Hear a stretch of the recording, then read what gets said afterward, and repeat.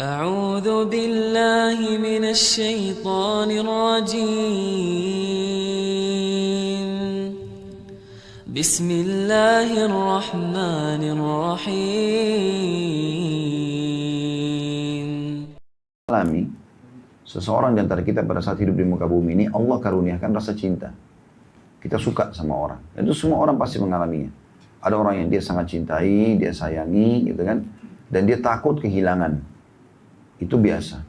Nabi SAW pada saat ditanya oleh Amr bin As radhiyallahu anhu, siapa orang yang Anda cintai? Kata beliau, Abu Bakar. Beliau sebutkan, padahal ucapan Nabi SAW ini akan menjadi sebuah hukum di tengah-tengah umat. Beliau bisa mengatakan misalnya, saya mencintai semua muslim. Tapi tidak, Nabi SAW sebutkan seseorang. Abu Bakar, kata Amr. Ya. Maaf, pertama beliau mengatakan Aisyah. Padahal ada istri Nabi yang lain, tapi beliau sebutkan Aisyah. Kemudian ditanya, enggak ya Rasulullah, kata Amr, dari kalangan laki-laki. Maksudnya Amr bin As ini melihat muamalahnya Nabi luar biasa. Kalau ketemu sama dia santun, ramah, bersahabat sekali gitu. Amr bin As saking melihat muamalah Nabi yang lembut begitu, dia mengira dia orang yang paling dicintai.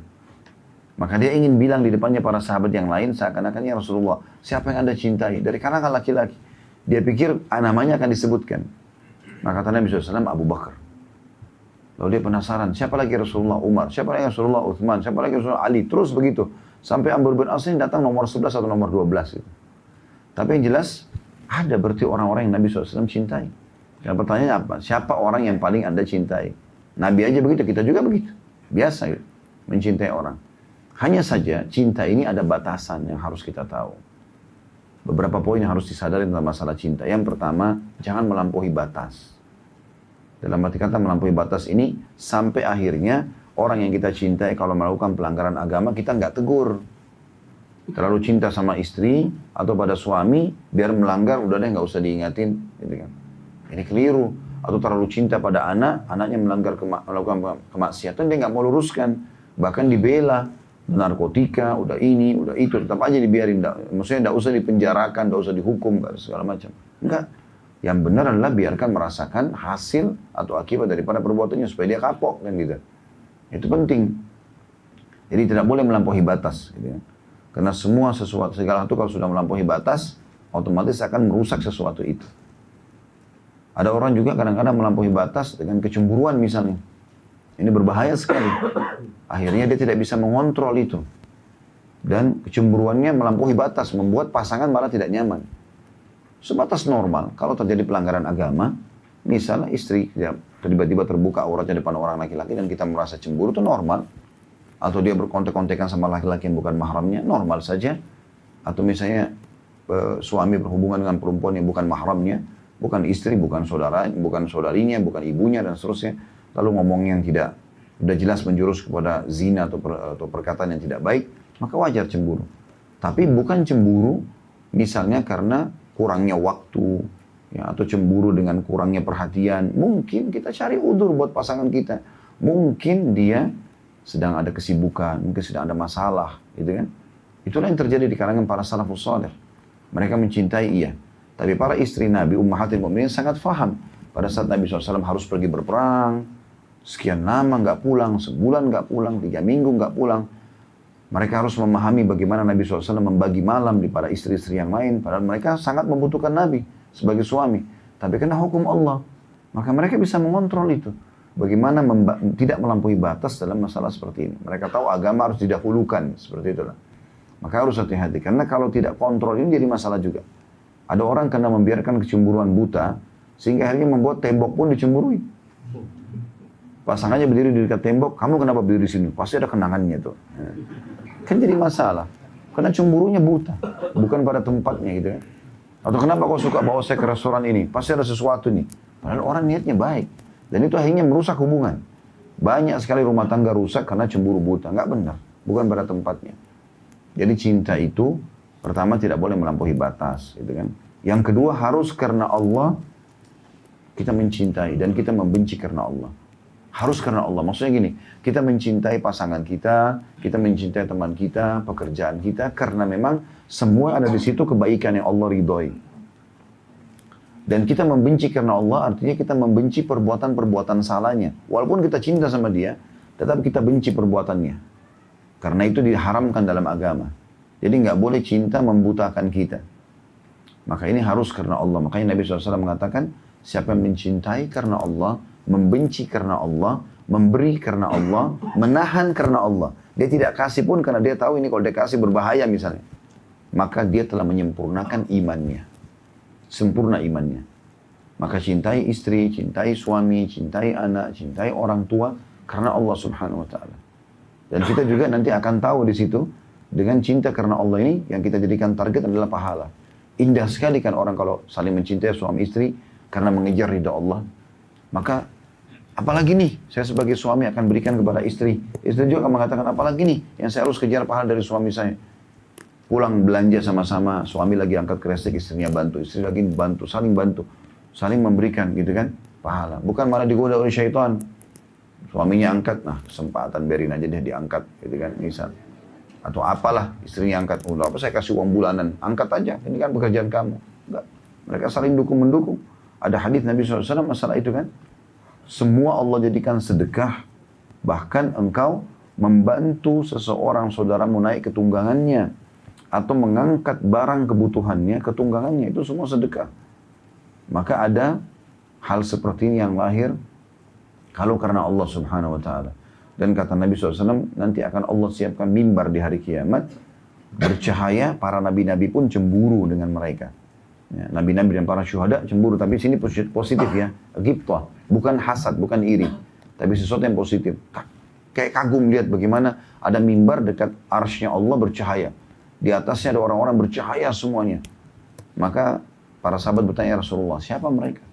Allah menjawab, kata Nabi SAW, mereka adalah orang yang saling mencintai karena aku. Dalam riwayat lain Nabi SAW mengatakan mereka yang saling mencintai karena Allah. Jadi memang ini karena Allah semuanya.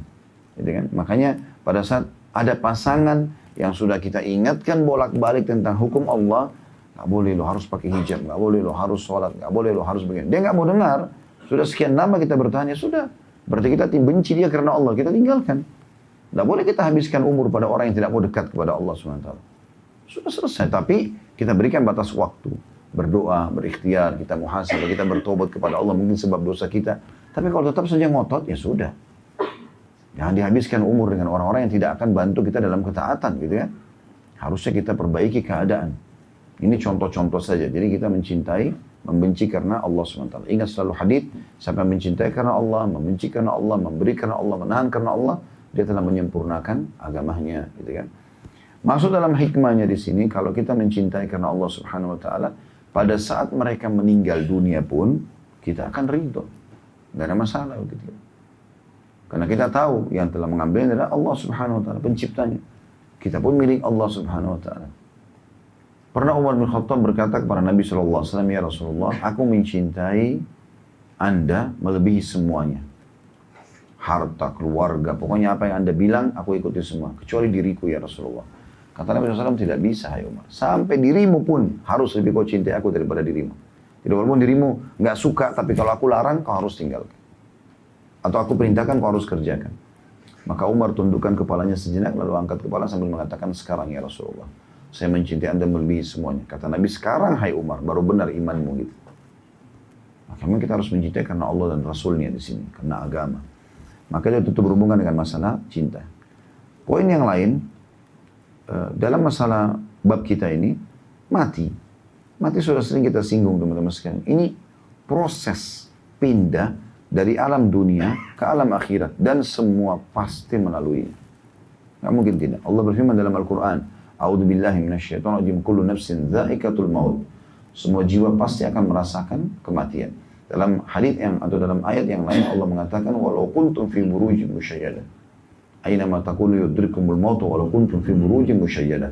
Dimanapun kalian berada pasti mati akan mendatangi kalian walaupun kalian berada di bangunan yang sangat kokoh. Para nabi-nabi pun meninggal, orang-orang semua meninggal, kita pun akan meninggal. Nah, kita harus fahami poin penting dalam masalah meninggal adalah persiapan menjelang kematian dan juga ridho dengan kematian itu. Untuk supaya muncul persiapan, maka kita harus tahu dan memahami tentang perlunya ada persiapan-persiapan di akhirat, ada timbangan amal, ya, ada surga dan neraka, itu kita baca. Begitu juga dengan kita memahami kalau mati itu bukan akhir segalanya. Bagi orang beriman, mati itu adalah awal dari kehidupan abadi. Jadi kalau kematian itu awal segalanya. Kita ini sekarang belum jelas, karena kita belum meninggal. Kita masih terus bekerja. Istilahnya seperti pegawai kerja, dia nggak tahu akhir bulan bonusnya berapa. Kita terus bekerja saja. Orang kalau sudah meninggal, dia sudah tahu apa yang dia dapatkan. Maka teman-teman sekalian, kita harus memahami bahwasanya kematian itu akan datang dan dia bukan sesuatu yang harus ditakuti. Bagi orang beriman tentunya. Tapi bagaimana kita memaksimalkan beramal supaya dapat hasil panen yang besar. Mati sebuah pintu yang semua orang akan melaluinya. Saya pernah sebutkan itu, para salafus saleh, para sahabat, kalau ada yang mau meninggal di antara mereka, teman-temannya datang lalu mengatakan, berita gembira buat kamu. Karena kau sebentar lagi akan bertemu dengan Allah, kau akan bertemu dengan Rasulullah SAW, kau akan terima balasan amalmu, gitu kan? Kau akan lihat surgamu dan seterusnya. Jadi mereka sangat yakin dengan masalah itu. Jadi perlu kita tanamkan teman-teman berhubungan dengan kematian, kalau dia adalah sebuah proses pindah dari alam dunia ke alam akhirat yang kehidupan abadi, dan di sana kita akan menikmati surga yang sebagaimana dijanjikan. Dan demi Allah teman-teman, sebagaimana Anda sekarang merasakan kehidupan di sini, sebagaimana kita bertemu interaksi di sini, kita juga akan ketemu di sana. Pasti akan ketemu. Tidak ada sesuatu yang diragukan. Asal kita tiketnya sama, beriman, beramal saleh, kita akan ketemu di surga. Kalau tiketnya beda, maksiat dan kekufuran segala macam, ketemunya di neraka. Dan pasti akan ketemu. Tidak ada sesuatu yang hilang. Gitu ya. Jadi kalau ada orang sedih, berlebih-lebihan, nangis-nangis karena anaknya mati, karena saudaranya mati, pasangannya mati, ini berlebihan. Boleh sedih, tapi bukan berlebihan. Sampai tidak mau makan, tidak mau begini, ada yang lebih jauh, bunuh diri misalnya. Sesuatu yang tidak boleh. Ya. Ancamannya neraka kalau orang bunuh diri. Sampai dalam sebuah hadis qudsi juga Allah berfirman, siapa orang ini berani benar mendahului keputusanku? Maksudnya Allah tahu kapan Allah mematikan orang ini, tapi dia sengaja membunuh dirinya, berusaha untuk membunuh dirinya. Dan dalam sebuah hadis dikatakan, siapa yang meneguk racun, maka racun itu akan diberikan di tangannya pada hari kiamat, dan dia terus meneguknya sebagai bentuk siksaan di dalam neraka jahanam selain siksa yang lain. Selain pembakaran, selain pemukulan, pencincangan, dan segala macam gitu. Dan siapa yang melempar dirinya dari sebuah tempat yang tinggi, maka Allah pun akan membuat dia di neraka naik di sebuah tempat tinggi dan terus dia lempar dirinya. Jadi sakitnya, kepalanya pecah, segala macam, tulangnya patah, dirasain terus. Allah utuhin, begitu terus. Tidak boleh kita lari ke dalam masalah poin ini tentunya ya. Jadi mati sebuah keharusan dan itu adalah proses pindah. Jadi kita tidak usah takut. Yang penting kita bagaimana beramal saleh. Tapi kan Ustaz, saya amalnya masih sedikit. Nggak masalah. Yang penting berbuat. Kan yang menilai Allah, bukan kita. Allah subhanahu wa ta'ala yang menilai. Bisa saja ada orang subhanallah selama 70 tahun berdosa, tahun 71 dia taubat, tapi taubatnya nasuha, maka Allah ganti dosa-dosanya menjadi pahala, bukan mustahil. Yang penting teman-teman jangan terus lalai dalam kesalahan. Itu yang jadi masalah. Ada orang terus saja dari dosa ke dosa, tidak pernah mau taubat. Ini jadi masalah ini. Bagaimana dia bertanggungjawabkan pada hari kiamat? Sementara pasti akan datang itu. Baik, bab kita ini bicara tentang keutamaan orang yang ditinggal mati oleh orang yang dicintainya. Dengan cara dia mengharapkan pahala. Walaupun dia sedih tapi tidak berlebihan. Setelah air mata saja mungkin. Kenangannya orang ada, iya. Tapi dia harus paham. Sebenarnya orang yang meninggal ini sedang mendahului saya ke akhirat. Toh saya akan ketemu. Tinggal apa solusinya? Solusinya kita berbanyak amal soleh karena kesempatan. Ya, kita masih dikasih umur beberapa hari, beberapa pekan, beberapa bulan, beberapa tahun ke depan. Dan juga kita memperbanyak amal soleh buat si mayit. Itu bentuk cintanya. Jadi bukan berlarut dalam kesedihan. Tidak ada manfaatnya. Hadis pertama, hadis qudsi kita dalam masalah bab ini adalah hadis nomor 104. Dengan sanad sahih dari Abu Hurairah radhiyallahu anhu bahwa Rasulullah SAW bersabda, Yaqulullahu ta'ala, ma li 'abdil mu'mini 'indi jaza' idza qabattu safiyata atau safiyahu min ahli dunya thumma ihtasabahu illa al-jannah. Allah yang maha tinggi telah berfirman, tidak ada balasan yang terima hambaku yang beriman di sisiku apabila aku mewafatkan sahabat orang yang dicintainya dari penduduk dunia. Kemudian dia mengharapkan pahala kecuali balasan surga. Sebenarnya di sini terjemahan sahabatnya menurut saya Allah alam kurang tepat ya. Jadi makna bahasa Arabnya idza qabattu safiyahu min ahli dunya.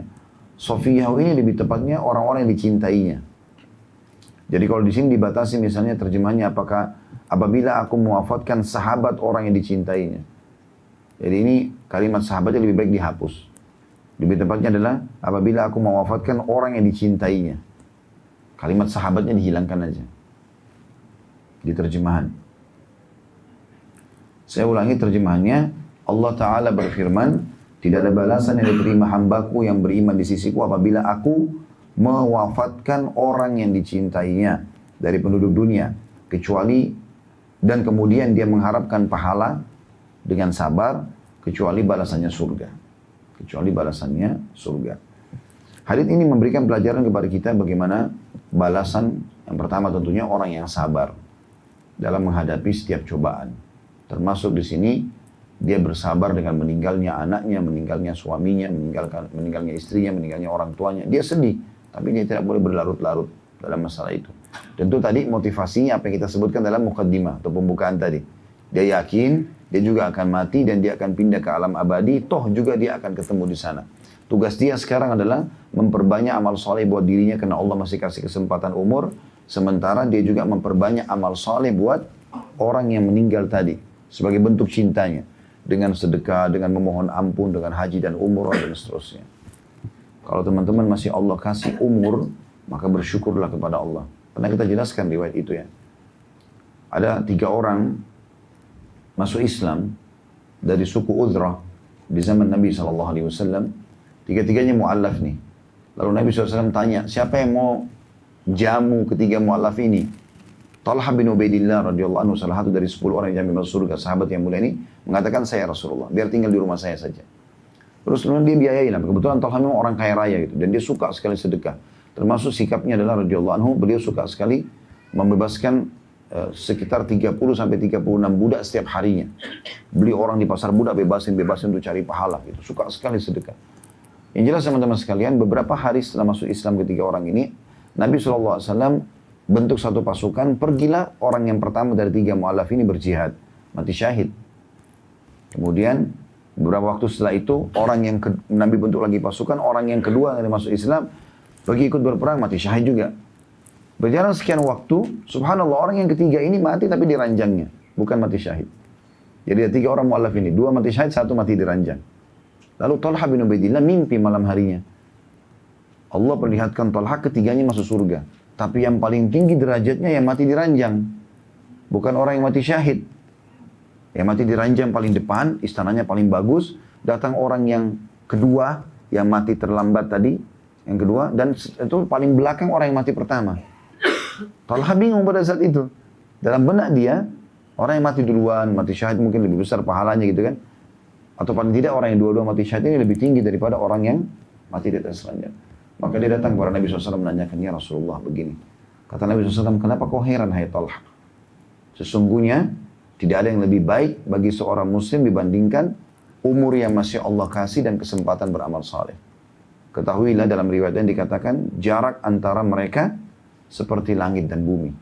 Maksudnya orang yang tidak mati syahid pun karena masih punya kesempatan sholat, puasa. Misal teman-teman punya istri, punya suami atau punya teman meninggal 1 bulan yang lalu. Kita masih dikasih umur sebulan. Kita meninggal sebulan setelahnya. 1 bulan ini mahal sekali nilainya. Karena kita isi dengan sholat, kita isi dengan zikir, kita isi dengan Quran. Itu tidak bisa dikejar oleh orang yang sudah meninggal. Maka jangan sia-siakan ini. Artinya kalau ada orang yang meninggal yang kita cintai, tugas kita adalah kitanya lebih termotivasi untuk beramal soleh kesempatan dan juga berbanyak amal buat dia. Maka ini yang jadi poin yang harus kita ambil dari hadis ini tentunya. Kemudian ini keutamaannya ya. Keutamaan yang lain adalah Allah SWT menjanjikan balasannya surga. Tentu balasan surga ya, seperti janji yang seperti dalam hadis ini itu tidak berdiri sendiri saja. Kata sebagian ulama. Jadi di sini berlaku yang pertama bagi orang muslim. Kalau kita lihat lafaz hadis secara umum gitu kan, maka bisa semua orang mendapatkan, tapi di sini muslim. Kemudian yang kedua, yang mendapatkan ini juga adalah orang-orang yang memang tidak membatalkan keislamannya selama dia hidup. Gitu. Jadi misal ada orang masuk Islam nih, terus kemudian meninggallah anaknya, Masih dia dalam keadaan muslim. 10 tahun kemudian, dia murtad dari Islam. Apakah dia masih dapat keutamaan ini? Sudah enggak. Waktu dia masih muslim, dia dapat keutamaan ini. Tapi ternyata anaknya meninggal, tadi bisa jadi jaminan surga bagi dia.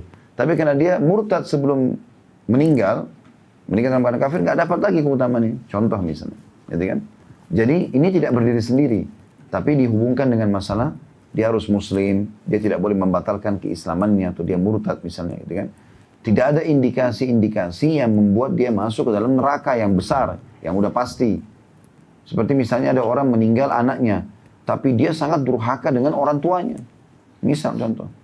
Sementara Nabi SAW mengatakan dalam hadis lain, termasuk orang yang tidak akan masuk surga adalah orang yang durhaka sama orang tuanya misalnya.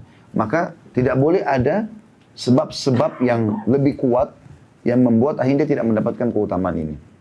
Jadi keutamaan ini didapatkan misal, orang itu memang sholat, orang itu memang beriman kepada Allah, terus meninggal anaknya, lalu dia sabar. Meninggal pasangannya, lalu dia sabar. Nah itu dia dapat keutamaan ini. Jadi tidak ada indikasi yang membatalkan untuk masuk ke dalam surga. Jelas ya? Senyap benar ini? Benar kan? Udah paham ya? Oke. Baik, selanjutnya. 105, hadisnya Hasan.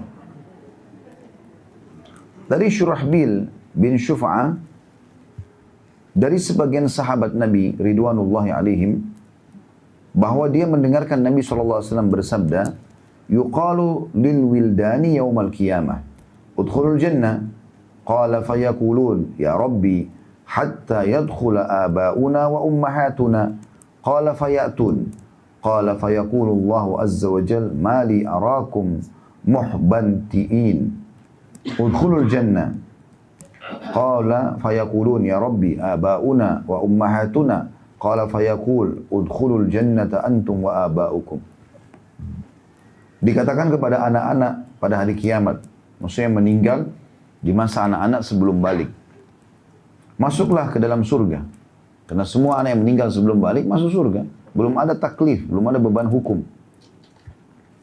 Maka mereka berkata, wahai Rabb kau. Maksudnya mereka berkata kepada Allah, kami masuk setelah bapak dan ibu kami ikut masuk ke surga. Maka beliau bersabda, mereka pun datang. Lalu Allah Azza wa Jal berfirman lagi, kenapa aku melihat mereka dalam keadaan marah? Ya. Atau seperti orang yang cemberut, anak-anak ini yang disuruh masuk surga. Masuklah ke dalam surga, dikatakan pada anak-anak kecil itu. Mereka mengatakan, wahai Rabbku, bagaimana dengan bapak dan ibu kami? Maka Allah pun berfirman, masuklah ke dalam surga kalian dan orang tua kalian. Hadis diriwayatkan oleh Imam Ahmad. Hadis ini mirip dengan tadi kasusnya. Harus jaminan anak menyelamatkan orang tuanya, mereka dalam keadaan beriman. Ya. Jadi orang tua kafir nggak bisa masuk ikut. Ya. Tentu saja ini. Jadi tidak boleh ada yang membatalkan sebab dia masuk dalam surga itu. Ini hanya akan diberikan kepada orang-orang yang memang dasarnya meninggal anaknya dalam keadaan muslim dan juga dia sendiri beramal soleh. Tapi mungkin masih ada dosa-dosanya, masih dosa itu toleransi, bukan kekufuran, bukan kemunafikan, bukan kemusyrikan, gitu kan. Dia hanya lalai, ada kelalaian-kelalaiannya masih bisa dimaafkan, maka ini dimaafkan oleh Allah SWT. Tapi kalau yang besar-besar yang memang dasarnya bobotnya mengeluarkan dari agama Islam misalnya, maka dia tidak akan dapat keutamaan ini. Ya. Kita ambil daripada hadits ini, pelajaran yang pertama adalah bahwasanya anak-anak yang meninggal sebelum balik dijamin masuk surga. Dijamin masuk surga. Gitu. Tentang kasus bagaimana kalau anak-anak itu dalam keadaan kufur. Gitu kan? Maka di sini khilaf di antara ulama. Apakah anak orang kafir sebelum meninggal sebelum balik masuk surga? Khilaf di antara ulama. Ada yang mengatakan masuk surga. Walaupun orang tua mereka kafir. Karena dianggap mereka masih belum ada beban. Karena ada hadis yang umum yang disebutkan bahwasanya anak-anak meninggal sebelum balik masuk surga. Pendapat kedua mengatakan tidak. Dilihat dulu di sini. Ada rincian.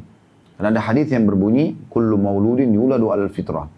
Semua anak-anak kalau lahir itu, yang baru lahir dalam keadaan fitrah. Maksudnya Islam. Fa'abawahu yuhawidani. nanti kedua orang tuanya menjadikannya Yahudi, kalau orang tuanya Yahudi. Au yunassirani, atau menjadikannya Nasrani, ataupun yumajisani, menjadikannya Majusi. Maka dilihat apakah anak-anak ini sudah fanatik dengan agama-agama orang tuanya, gitu kan.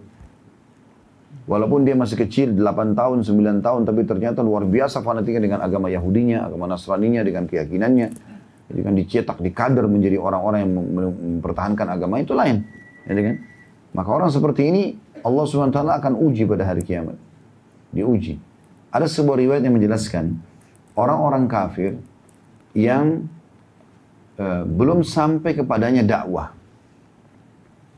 Misal, kalau zaman sekarang kan umumnya insya Allah dakwah sudah sampai ya, karena medsos luar biasa masuk ke pelosok-pelosok muka bumi ini. Tapi ada zaman-zaman dulu, kita anggap sebelum ada handphone, sebelum ada internet, mungkin berapa puluh tahun atau ratusan tahun yang lalu. Gitu kan. Nabi SAW sudah meninggal 1400 tahun yang lalu. Tapi beberapa ratus tahun yang lalu itu belum ada mungkin orang yang, ada beberapa pelosok yang belum sampai. Maka ini akan diuji oleh Allah Subhanahu Wa Taala. Dalam sebuah riwayat dikatakan akan diuji oleh Allah Subhanahu Wa Taala. Allah nanti datangkan mereka di depan neraka, lalu Allah suruh mereka loncat ke neraka itu. Buang dirinya sebagai bentuk patuh nggak kepada Allah. Kata Nabi SAW, dan kalau mereka yang patuh sengaja mau melemparkan dirinya ke neraka karena patuh kepada Allah, yakin Allah Tuhannya, maka mereka tidak akan disentuh sedikit pun oleh panasnya api neraka itu. Dan Allah masukkan mereka ke dalam surga. Karena dasarnya orang ini kalau sampai padanya berita, dia akan beriman. Terbukti, waktu disuruh loncat ke neraka oleh Allah, dia mau. Dan yang tidak mau, berarti dia akan kufur kalaupun datang risalah kepadanya. Tapi ini khusus orang-orang yang tidak sampai padanya dakwah, gitu kan. Zaman-zaman dulu di pelosok-pelosok muka bumi ini. Ya. Allahu alam kalau zaman sekarang masih ada. Gitu. Karena saya dengar ada beberapa perkampungan di pelosok bumi ini mungkin yang belum terjangkau.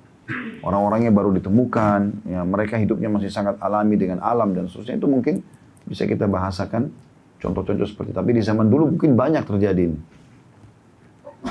Itu termasuk yang kita ambil di sini tentang masalah pelajaran pertama, anak-anak ya, yang meninggal sebelum balik masuk ke dalam surga, dan di sini sudah kita sebutkan tadi.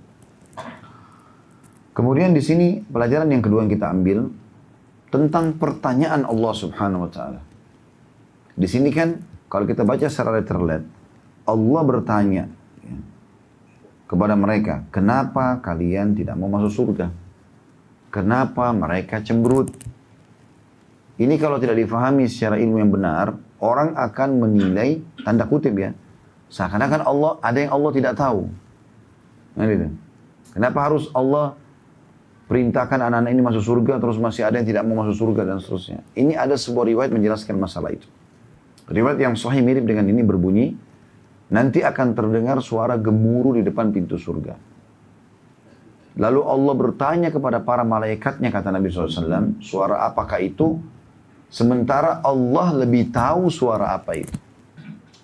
Allah menanyakan ini bukan berarti Allah tidak tahu. Allah tahu.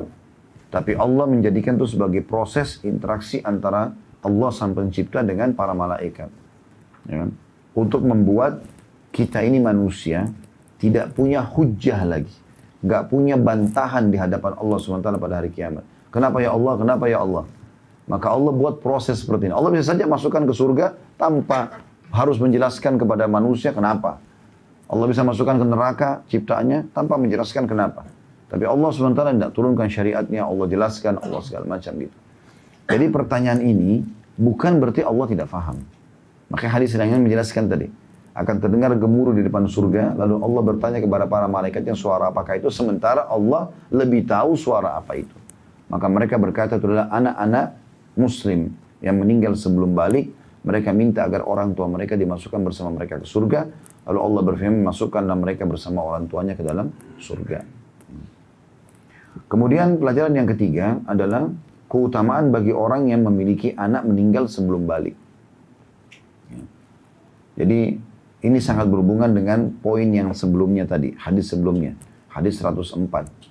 Kalau ada orang, tentu anak ini beda ya. Subhanallah, anak ini tidak ada istilah mantan anak. Ini. Tapi kalau pasangan cerai, ada dikatakan mantan istri, mantan suami. Tapi anak gak mungkin gitu ya. Maka sekali lahir ya sudah statusnya anak kita. Di dunia dan di akhirat. Gitu kan. Maka setiap ayah dan ibu pasti punya kedekatan jiwa dengan anaknya. Kenapa di sini dalam hadis hanya disebutkan anak? Kenapa bukan saudara? Kenapa nggak ada orang tua? Karena ulama, karena anak punya kedekatan jiwa tersendiri. Mereka punya kedekatan jiwa. Kapan kita baik sama mereka di masa kecil, mereka akan bakti sama kita di masa tua. Gitu kan. Mereka termasuk amal-amal jariah. Bahkan anak-anak ini bisa mengejutkan orang tuanya, gitu kan, dengan pahala yang besar.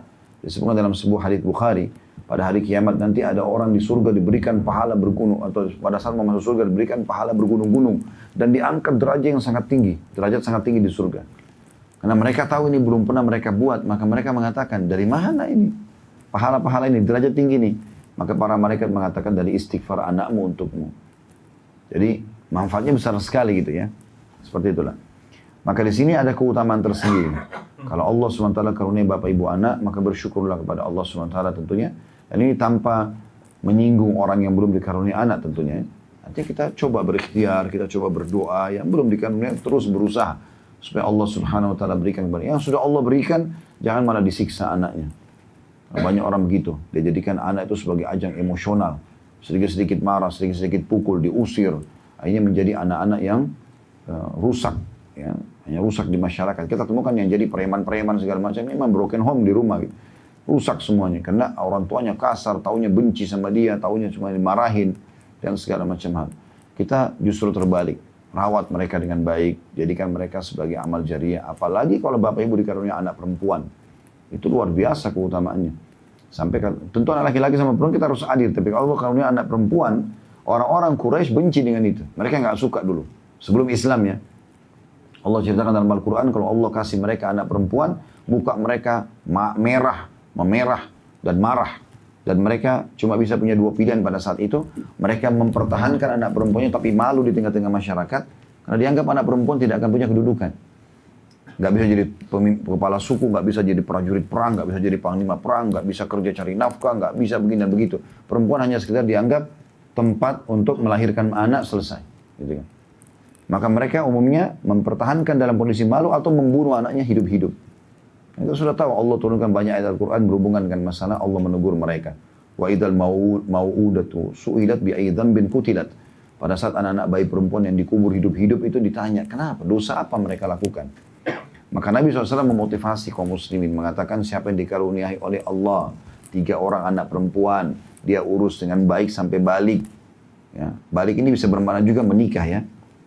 Maka kecuali dijamin baginya surga. Ada sahabat bertanya, ya Rasulullah kalau 2, kata Nabi 2 juga. Riwayat lain kalau 1 ya Rasulullah, 1 juga. Karena anak perempuan beda kita menjaganya sama anak laki-laki.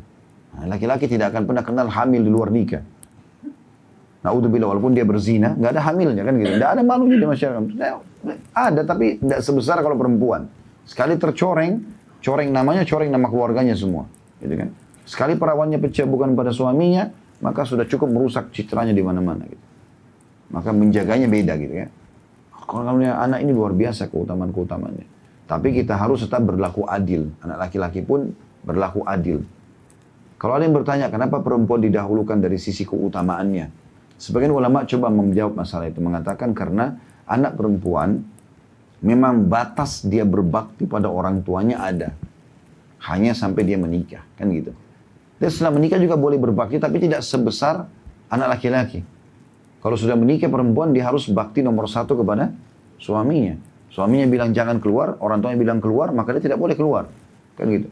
Tapi kalau anak laki-laki, mau sudah menikah atau belum menikah, sama. Orang tua nomor 1. Gak boleh didahulukan istrinya. Bahkan bisa masuk dalam bab durhaka. Ya, kalau istrinya bilang, pilih saya atau ibumu. Ya tentu ibunya. Gak mungkin ini. Makanya jangan muslimah jadi bodoh di sini selalu mengatakan itu pada suaminya gitu kan. Pilih saya, kok kalau ibumu selalu perhatian, kalau saya enggak, pilih saya atau ibumu. Ya pasti ibunya lah. Gitu kan. Nggak boleh seperti ini. Dan siapapun perempuan atau suami, istri yang coba membuat suami yang durhaka sama ibunya, maka pastikan dia akan dikasih anak oleh Allah yang durhaka sama dia. Karena dia menjadi penyebab suaminya justru tidak bakti. Gitu kan. Lagi weekend, mungkin suami lagi mau ketemu orang tuanya, enggak, lebih dahulukan ke mall. Temani dulu ketemu mertua, ketemu orang tua. Setelah itu baru kita jalan hajat kita. Kesempatan mengejar pahala.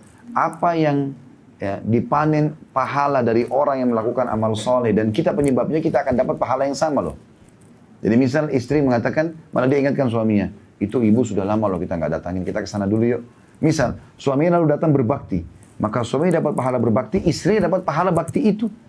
Karena dia kan yang menyuruhnya, dia memotivasi untuk itu. Sama kalau saya pergi masjid sholat, saya motivasi orang, ayo sholat yuk, lalu dia ke masjid. Saya juga panen pahalanya. Gitu kan? Contoh saja, maka harusnya seperti itu keadaannya. Itu juga pelajaran di sini yang bisa diambil daripada hadis ya. Jadi pelajaran kedua, pertanyaan Allah Azza wa Jalla di sini bukan berarti Allah tidak faham. Tapi Allah mengetahui masalah itu, cuman Allah menutup semua celah pertanyaan dan pembantahan hamba pada hari kiamat. Tidak ada hujah lagi mereka. Selanjutnya adalah hadis yang 106, ini mirip semuanya. Hadisnya Hasan dari Abu Umamah radhiyallahu anhu. Nabi SAW bersabda, yaqulullahu subhanahu wa ta'ala, Ibnu Adam, in sabarta wahtasabta inda sadmatil ula, lam arda laka thawaban dunal jannah. Riwayat Ibnu Majah. Allah Azza wa Jalla berfirman, wahai anak Adam, jika kamu bersabar dan mengharap pahala pada saat pukulan atau musibah pertama kali datang, hari pertama kematian, hari pertama bangkrut, hari pertama dan seterusnya, atau hari-hari pertamanya lah, sepekan pertama, sebulan pertama, maka aku tidak ridho memberikan untukmu pahala selain surga. Poin penting dalam hadis ini teman-teman sekalian, kita harus tahu, dan ini sudah sering kita ingatkan, kita ulangi lagi. Ada sunnatullah yang Allah ciptakan, ada sistem berpasang-pasangan, siang, pagi dan malam, laki-laki dan perempuan, lapar dan kenyang, ya, muda dan tua, gitu kan, senang dan sedih, memang begitu. Ini sunnatullah, berpasang-pasangan. Tidak mungkin teman-teman kita hidup di muka bumi ini, semuanya hidup kita enak. Nggak ada itu. Camkan itu baik-baik, tidak ada. Nggak ada orang dari pertama lahir sampai mati nggak ada cobaannya, nggak ada. Mau kafir atau beriman. Karena Allah bilang dalam Al-Baqarah 155 masalah itu. A'udzubillahi minasyaitonir wa lanabluwannakum bisyai'in minal khaufi wal ju'i wa naqsin minal amwali wal anfusi wath thamarat wa basyiris sabirin. Kami pasti akan menguji kalian, ya. Di sini. Wa lanabluwannakum bisyai', dengan sedikit. Sebenarnya bagi Allah itu sangat sedikit. Mungkin manusia kadang-kadang menganggapnya besar gitu. Minal khauf, dari rasa takut, wal ju', rasa lapar, wa naqsin minal amwali wal anfusi wath thamarat, dan kekurangan harta, meninggalnya jiwa, dan juga hasil-hasil panen atau hasil bisnis. Wa basyiris sabirin. Sampaikan berita gembira kepada orang-orang yang sabar. Jadi pasti orang akan melalui masa-masa itu. Kita harus sebagai seorang muslim, dianjurkan dalam Islam, menyetarakan antara syukur dalam nikmat yang sedang ada, sabar pada saat cobaan sedang datang. Ini nggak boleh nggak setara. Jadi sebagaimana kita gembira nikmat itu kita terima, kita juga gembira kalau cobaan sedang ada. Harusnya setara itu. Itu harus kita tanamkan dalam diri kita. Karena kata Nabi SAW, Allah berfirman dalam sebuah hadis qudsi, dan ini hadis mestinya menyentuh hati orang-orang beriman. Kata Allah Azza wa Jal, siapa yang ridho dengan keputusanku, ya, takdirku, yang aku takdirkan, maka dia memiliki ridho. Dan siapa yang membangkang dengan keputusan itu, maka dia akan dapat kemurkaanku. Riwayat lain, kata Nabi SAW, Allah SWT berfirman, siapa yang tidak ridho dengan keputusanku, maka silakan dia cari Tuhan selainku. Allah Subhanahu wa Ta'ala memang mengatur itu. Dalam riwayat lain dijelaskan, kalau ada yang bertanya, Ustaz, kenapa Allah nggak buat enak saja hidup kita selamanya? Allah jelaskan, Allah pencipta lebih paham masalah itu. Kalau seandainya Allah meluangkan semuanya rezeki kepada hambanya, maka mereka akan membuat kerusakan di muka bumi. Kalau nggak ada sakit, nggak ada gangguan, nggak ada segala macam, manusia ini akan, ya, melakukan banyak kerusakan. Ini akan merem mereka dan membuat mereka sadar ada yang Tuhan Allah yang sedang mengawasi dia. Seperti itulah. Jadi kalau tidak ada itu, tidak ada kontrol jadinya. Jadi akan loss semuanya. Seperti itulah. Jadi cobaan ini teman-teman adalah sesuatu yang harusnya kita nikmati. Ada sebuah hadits Nabi juga yang berbunyi, ketahuilah, ada hamba-hamba beriman, kata Nabi SAW. Waktu ditanya oleh para sahabat, ya Rasulullah, siapa orang yang paling berat cobaannya? Kata Nabi SAW, para nabi-nabi. Lalu siapa ya Rasulullah? Orang yang mendekati imannya para nabi-nabi. Jadi kalau Bapak Ibu merasa cobaannya kok berat sekali, itu bertanda keimanan. Ya. Untuk jadikan sebagai bahan introspeksi diri, memperbaiki kalau ada kesalahan, sekaligus kita bersabar mengejar pahala. Kalau memang kita anggap kita tidak buat salah, berarti cobaannya sedang datang. Tiba-tiba jalan orang caci maki lah, apalah segala macam. Kita nggak ada kesalahan sebelumnya. Maka itu berarti peninggian derajat gitu kan. Kata Nabi SAW, orang-orang yang mendekati iman para nabi-nabi. Ketahuilah, orang-orang beriman itu, kata Nabi SAW, maksudnya orang yang sudah sampai pada level tingkat iman yang tinggi, mereka diuji oleh Allah sampai pada tingkat mereka tidak punya tambalan baju mereka. Diuji sama Allah dengan kemiskinan, sampai mereka tidak punya tambalan baju kecuali sisa-sisa kain yang mereka temukan dan mereka tampal. Mereka tidak punya makanan kecuali sisa makanan, kata Nabi SAW. Tapi mereka mencintai cobaan tersebut sebagaimana kalian cintai kenikmatan. Ada perasaan itu. Jadi termasuk tanda keimanan teman-teman, kalau kita lagi sehat, Alhamdulillah. Kita lagi dicoba pun, Alhamdulillah. Karena dengan kita sakit misalnya, kita jadi tahu nilainya sehat.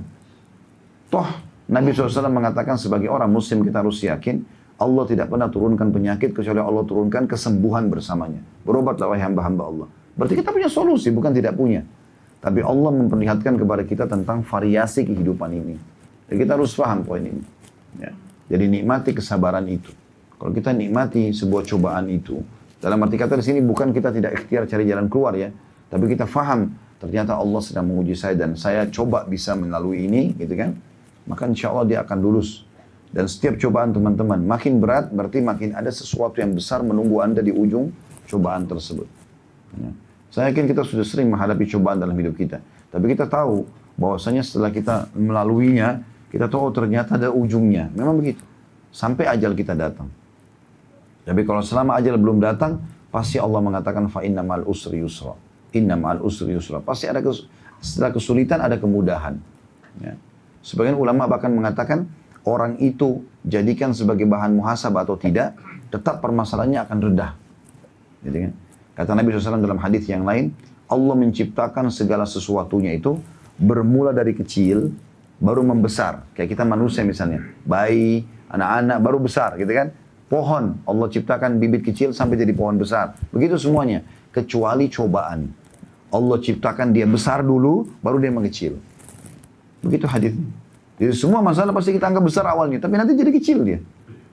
Kata ulama, orang itu memahami itu sebagai pelajaran dari Allah, sehingga dia muhasabah, dia istighfar, dia kesempatan dekatkan diri pada Allah, atau orang itu tidak jadikan bahan muhasabah. Dia akan lalui permasalahannya itu.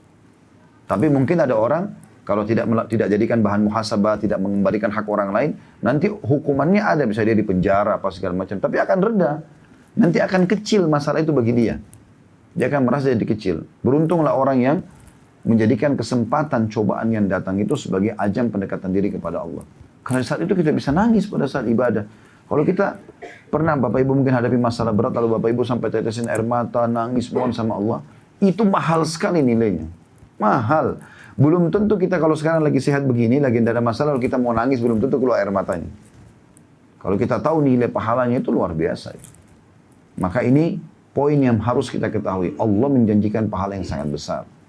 Allah mengatakan, wahai anak Adam, jika kau bersabar dan mengharap pahala pada saat pukulan pertama, sadmatil ula, awal terjadi kejadian, di situ memang besarnya itu. Nanti dia akan mengecil. Meninggalnya orang dicintai misalnya. Hari pertama, hari kedua, seminggu, sebulan. Sekarang di sini teman-teman yang sudah meninggal orang tuanya. Hari apa kita nangis? Pertama, kedua, sekarang setelah setahun, setelah 10 tahun, masih nangis. Udah enggak, dia kecil. Otomatis gitu kan. Seperti itulah.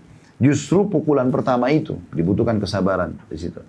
Dikatakan, maka aku tidak ridho. Allah sendiri tidak, ya, tidak kita bahasakan dengan bahasa misalnya Allah tidak ridho dalam arti kata di sini Allah memaksakan dirinya, enggak. Tapi Allah Subhanahu Wa Taala memang memastikan pada dirinya sendiri sebagai janji yang benar dan Allah tidak akan pungkiri janjinya. Dia tidak akan memberi balasan dengan orang seperti ini kecuali kesabaran. Dan ini berarti dia tidak akan mendapatkan kecuali surga. Dan ini menandakan teman-teman, dalam hidup kita banyak sekali peluang masuk ke dalam surga, karena selalu ada saja cobaan. Yang penting sabar di pukulan pertamanya, gitu ya. Kesabaran itu. Misalnya, contoh sederhana, kita bangun tidur sakit. Ya itu masalahnya di situ.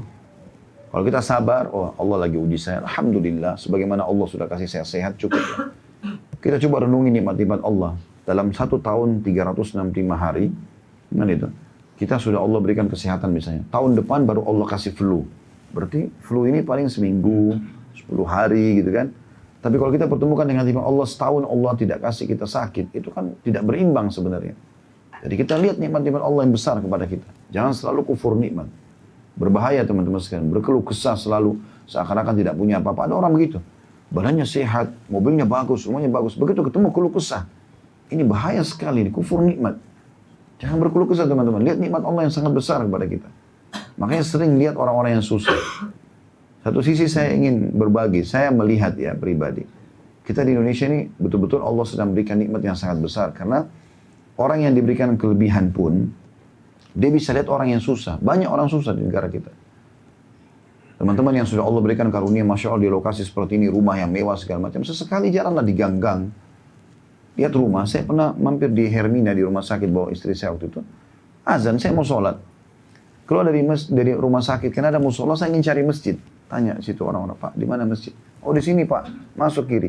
Lewat gang. Gang itu mungkin cuma bisa motor satu sama satu orang. Motor dua sudah sempit, nggak bisa. Got kiri kanan, bisa jatuh. Jalan. Terus jalan. Saya sambil lihat rumah orang-orang. Kecilnya luar biasa gitu ya. Mungkin itu, rumah itu cuma 1,5 meter kali 2 meter gitu. Kotak kecil. Dia sama istrinya, sama anaknya. Jual saset-sasetan. Ketawa-ketawa, senang gitu kan. Duduk di depan rumahnya. Ada yang jual gorengan, ada yang jual ini. Dan itu sepanjang jalan tuh. Sampai ke masjidnya. Kecil jalannya. Mereka senyum, mereka tertawa, mereka bahagia. Lihat itu. Dan lihat bagaimana mereka bisa menikmati dan bersyukur. Supaya kita masuk rumah, oh ternyata rumah saya besar sekali nih. Karena biasa syaitan mengelabui kita. Karena seringnya kita lihat nikmat itu, kita anggap kecil. Kan gitu.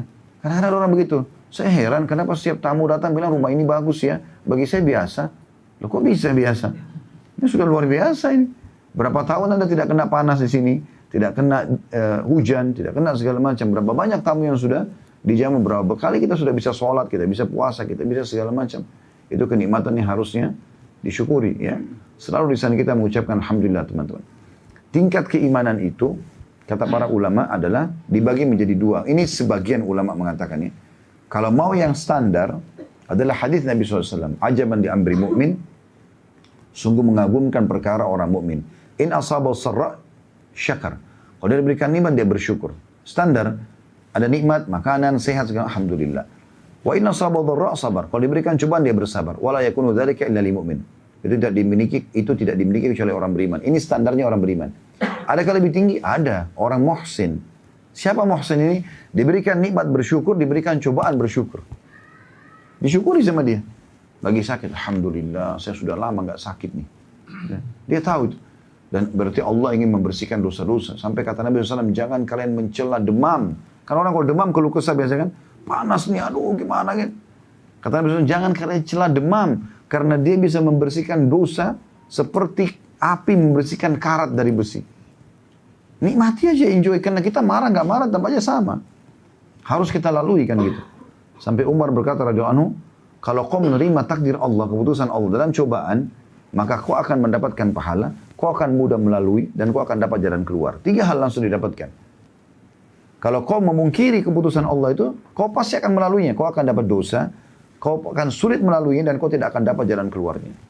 Jadi memang kita sebaiknya memahami poin ini. Dan balasan yang paling besar, sebagaimana sudah dijelaskan sini, kita akan masuk ke dalam surga. Sekali lagi saya ingatkan, ini surga didapatkan bagi orang yang beriman, muslim. Tidak berlaku ini ya kepada orang-orang kafir. Karena syarat masuk surga harusnya muslim. Hadis selanjutnya, ini hadis terakhir dalam bab kita, nomor 107. Dan insya Allah kita tutup dengan ini, dengan sanad hasan. Dari Abu Musa al-Ash'ari radhiyallahu anhu bahwa Rasulullah SAW bersabda, "Idza mata waladul abdi, qala Allah li malaikati, qabattum walad abdi?" Fayaqulun na'am. Fayaqul qabattum thamarata fuadi? Fayaquluna na'am. Fayaqulu madza qala abdi? Fayaqulun hamidaka wastarja'a. Fayaqulu Allahu ibnu li abdi baitan fil jannah wa sammuhu baital hamd. Jika anak seorang hamba meninggal, seorang di antara kita anaknya meninggal dunia sebelum dia, maka Allah bertanya kepada para malaikatnya, kalian telah mencabut nyawa anak hambaku? Mereka menjawab iya. Lalu dia bertanya lagi, Allah SWT, kalian telah mengambil buah hatinya? Mereka menjawab iya. Lalu dia lagi bertanya, subhanahu wa ta'ala, apa yang dikatakan hambaku pada saat kalian mencabut ruhnya anaknya? Mereka menjawab, para malaikat, dia memujimu dan beristirja. Alhamdulillah. Mengucapkan inna lillahi wa inna rajiun. Selain memujimu, alhamdulillah, dia juga mengucapkan kalimat istirja, artinya kami milik Allah, kami akan kembali kepada Allah. Inna lillahi wa inna rajiun. Lalu Allah berfirman, bangunlah sebuah rumah atau istana di surga untuk hambaku itu, dan berilah namanya, nama istana itu dengan Baitul Hamd atau rumah pujian. Hadis ini riwayat Tirmidzi dan Ibnu Hibban dan dihasankan oleh Syekh Albani. Kita ambil pelajaran-pelajaran dari hadis ini, teman-teman. Yang pertama mirip dengan sebelumnya tadi. Sebab pertanyaan Allah Subhanahu wa taala di sini bukan berarti Allah tidak faham. Allah Subhanahu wa taala alim. Nah, maha mengetahui segala sesuatunya. Ya, alim ini artinya pakai ain, maha mengetahui. Ya. Dan Allah Subhanahu wa taala bertanya kepada para malaikatnya ini untuk menunjukkan kepada kita manusia ada interaksi antara Allah dengan makhluknya, gitu kan. Lalu dia bertanya supaya malaikat ini menjalankan tugasnya. Jadi bukan karena Allah tidak faham, tapi Allah Subhanahu wa taala memahami masalah itu. Di sini kan pertanyaan Allah, apakah kalian mencabut ruhnya anak hambaku? Mereka mengatakan iya. Apakah kalian mengambil buah hatinya? Mereka mengatakan iya. Pertanyaan Allah bukan tidak faham, karena Allah yang tentukan keputusan itu. Ya. Pelajaran kedua yang kita bisa ambil, sebagaimana juga saya jelaskan tadi, anak memang itu adalah buah hati. Bagi orang yang ikhlas mendapatkan anak itu. Karena ada orang juga tidak mengharapkan anak. Gitu kan? Dia menikah memang tidak mau punya anak dari awal. Maka innamal a'malu binniyat. Allah akan tidak akan kasih dia anak gitu. Tapi di sini, kalaupun ada maka memang mereka buah hati kita. Harusnya kita melihat mereka bagian daripada tubuh kita. Bagaimana Bapak Ibu menjaga tangannya, menjaga matanya, menjaga anggota tubuhnya semua supaya tetap sehat, rapi, bersih. Begitulah kita harus berlaku pada anak-anak kita sebagai amanah. Dan kalau teman-teman mau lihat penghuni surga yang masih hidup di muka bumi, itu anak-anak kita yang belum balik. Itu mati masuk surga. Saya bilang sama istri saya, mau lihat ahli surga, lihat anak-anak ini sekarang. Ini mereka meninggal masuk surga. Bukan cuma itu. Kita sebagai orang tuanya dapat bonus nih. Mereka masuk surga, kita juga ditarik sama mereka. Gitu kan? Maka berbuat baik sama mereka. Ini yang bertakwa kepada Allah, orang yang suka tahu emosional aja sama anaknya, marah sana sini, selalu salah. Anaknya nggak ada benarnya. Begitu masuk rumah yang paling pertama adalah marah dulu. Nggak ada waktu. Teman-teman simpan handphonenya, duduk ngobrol sama anak-anak, gitu kan. Ini penting untuk duduk ngobrol sama mereka, tanyakan bagaimana Allah ceritakan interaksi antara Ibrahim alaihissalam sama Ismail, anaknya, gitu kan. Dan bagaimana Ismail karena kedekatan diri sama ayahnya yang saleh, akhirnya juga menjadi saleh, Allah nobatkan jadi nabi, sampai waktu mau disembelih dia pasrahkan dirinya. Kan ada interaksi antara orang tua sama anak, diceritakan kan gitu. Bagaimana Imran dengan istrinya dalam surah Imran berdoa kepada Allah SWT agar anak yang lahir di perutnya atau hamil di perutnya istrinya Imran ini menjadi anak yang saleh, laki-laki atau perempuan, dan lahirlah Maryam. Dan Maryam dididik dengan baik sampai akhirnya Allah sucikan, Allah muliakan, lahirlah Isa dari rahimnya dan seterusnya. Dan banyak sekali kisah-kisah berhubungan dengan masalah hal-hal seperti ini. Maka butuh ada komunikasi. Di antara hal yang baik dalam komunikasi adalah tentu jangan juga teman-teman kita ini yang diatur oleh anak-anak, tapi kita yang mengatur. Itu termasuk poin yang harus digarisbawahi dalam pendidikan anak. Biasakan, saya pernah bilang itu, kalau ada anak, jangan kasih pilihan kepada mereka. Tapi kita yang membedikan sebagai orang tua, karena kita lebih paham, gitu kan. Tapi kita selalu niatkan ikhlas, karena ini amanah dari Allah, supaya kita dapat pahala dari anak itu. Ya. Ada juga orang tua terlalu berlebihan dalam mencintai anak, akhirnya selalu, ada pernah gitu beberapa jemaah kami umroh, anaknya masih kecil, tapi selalu dia tanya, bagaimana dek, bagaimana dek, anaknya terus ditanya, masih kecil, belum paham apa-apa. Akhirnya anaknya mengatakan, udah kita sholat sini aja ayah, kita di sini aja, ayahnya diatur. Enggak, ini enggak benar juga. Jadi bukan seperti itu, karena anak itu belum paham, biarkan dia mengambil ilmu dari kita. Jadi harus pada tempatnya ini, harus pada tempatnya. Tapi intinya teman-teman menyayangi anak bagian daripada syariat kita. Dan kita memang harus mengetahui mereka adalah buah hati kita atau bagian dari diri kita sendiri. Sebagaimana kita mau bermuamalah yang baik, menjaga diri kita, merawat, maka begitu juga kita merawat mereka sebaik mungkin. Dan kita dengan memberikan yang terbaik pada mereka, dari doa, dari makanan yang halal, minuman yang halal, pendidikan yang baik, berarti kita sudah menjalankan tugas sebagai orang tua. Itu diambil daripada Ya, potongan Allah SWT mengatakan qabattum thamarata fuadi. Kalian mengeremut buah hatinya. Ya, berarti anak-anak memang bagian daripada kita gitu ya. Kemudian di sini pelajaran yang lain yang ketiga kita ambil adalah bagaimana orang yang mendapatkan istana di surga dengan istilah istana hamd atau istana pujian hanya orang yang pada saat meninggal anaknya, ada di sini syaratnya ya. Waktu Allah bertanya malaikat ya, apa yang hambaku katakan pada saat kalian mewafatkan anaknya? Maka dua, hamidaka wastarja'ah. Hamidaka artinya hamidaka artinya mereka memujimu. Jadi yang kalimat pertama terucapkan pada saat musibah datang, alhamdulillah. Gitu kan? Seperti itulah. Alhamdulillah.